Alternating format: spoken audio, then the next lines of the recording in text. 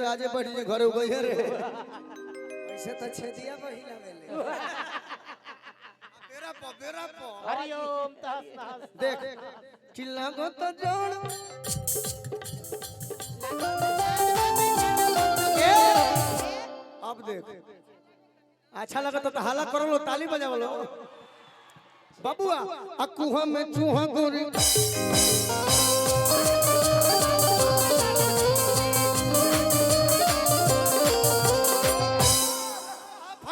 Final हो गल match में निकल गल रे कि कुआ में चूहा गोरी घुसे ना दिल में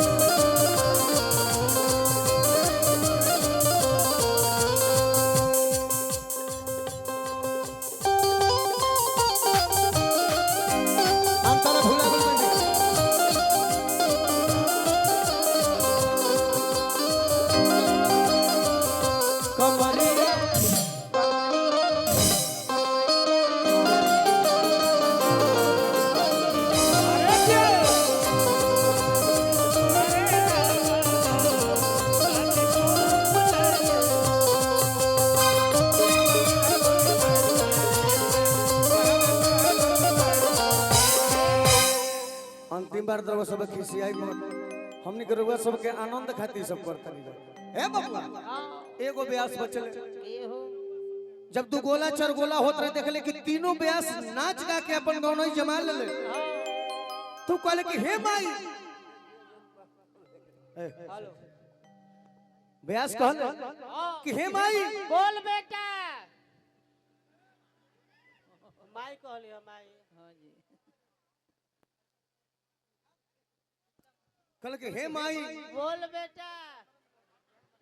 अब माई के तने प्रेम से कहबो तो माई कहबे न करे कहले कि माई बोलत था सु आगे बोलो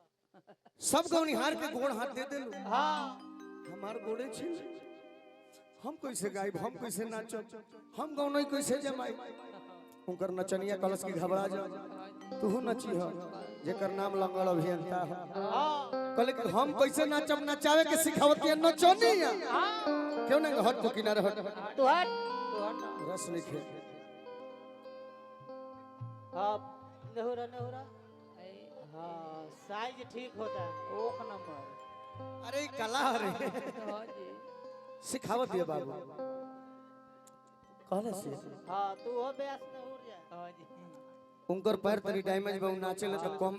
जे देखलस कुर्सी के पीछे टिके हिले तो नेहुरल भाई सब पीछे का दिक्कत देखत है ए चल बाबू जल्दी कर आओ तो ऐसा नेहुरा और लाइटवा बुता दो लाइटवा बुता दो भग जोगनिया बुता दो भैया नेहुरा पीरती बढ़िया से साइज मिले के चाहिए हां जी अब ऐसा मत नेहुरा जाता कि बुझात होगा कि भारत 3 रन गज क्वालिटी होता है चलो मारो लेट होता है साला जमत न खौ तो अब का करी हम ना ठीक बा भाई थोड़े बोल पर बात सब बिकी तिवारी मुंह मुदले बड़ा हैं काहे तारा नहीं खियल का उदासल बड़ा ना प्रियंका तिवारी चाहत रहे आवे के ना हां सही बात ये हम पना चली तो कर का गाइत रही हम बबुआ रे आगा का होता है कि चूहा मैं चूहा मोरे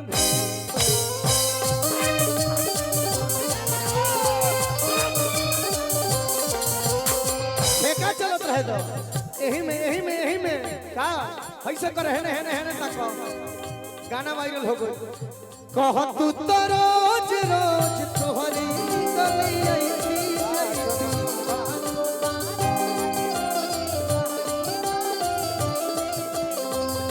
कह तू तो रोज तोहरी गली आई गर्दन के झूरी साफ करे के बाऊ का हमरा उनकर गाला लगा रहता हमारा हमेशा कि छत पर से कह तू हेलो ए हो चमक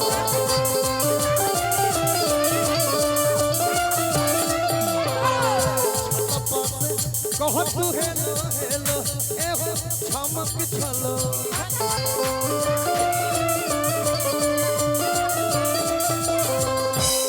बड़ भाई के तरफ से आशीर्वाद मिल रहल बा सदैव स्नेह और प्रेम मिलल हमरा बड़का भैया के तरफ से 2 मिनट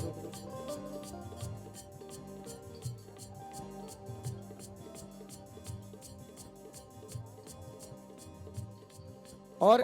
भोजपुरी के डायरी गोलू के बाबू के डायरी जेकरा से बोलेला शिकारी भैया के छोट भाई के तरफ से आशीर्वाद मिलल, बहुत बहुत स्नेह प्रेम। हाँ जख्मी भी तन हेने आ जाए, हमारे मनोज टाइगर भैया बुला रहे हैं आपको। मामा हूँ आई आई आगावा कहे के बा रुआ पैसा मिले तो रुआ सब आगे चली। अंतिम गीत में कहा काहे छुए के छोड़ला खजाना काहे छुए के अरे रोल ऐसे ही से ना होला रे, तनी आधा दे। मौगी कहतिया काहे छुए के छोड़ला खजाना राजा जी ये जनवा ए जनवा खोलिए के ले लो जरा बनवा राजा जी।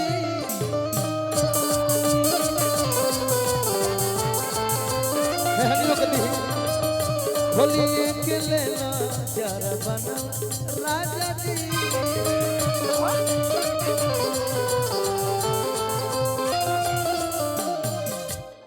सैड सॉन्ग के समय नहीं खे, लेकिन जाते जाते कहल जवा दीदी कबे ले बैठल हुआ यही में कहे के बबुआ कि तोहरा और प्यार में दीवाना। एगो मन से गाना लइका पागल हो गई प्यार में बेरा नहीं।